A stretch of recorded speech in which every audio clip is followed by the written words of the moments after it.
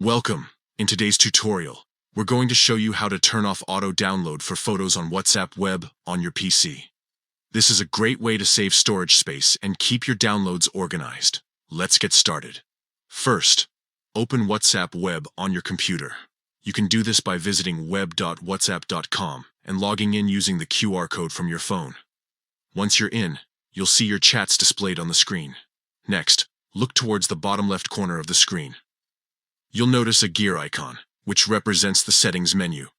Click on this gear icon to open the settings. Once inside the settings menu, locate and click on the option labeled Chats. This will take you to a page where you can manage various chat-related preferences. Here, find and select Media Auto Download. Now you'll see a list of media types that WhatsApp automatically downloads by default. To stop photos from downloading automatically, simply uncheck the box next to Photos. This will ensure that photos are no longer downloaded without your permission. And that's it. You've successfully turned off auto download for photos on WhatsApp web. From now on, any photos sent to you will require manual approval before being downloaded, giving you more control over your storage and downloads. Thanks for watching. If you found this tutorial helpful, don't forget to share it with others who might benefit from it. See you next time.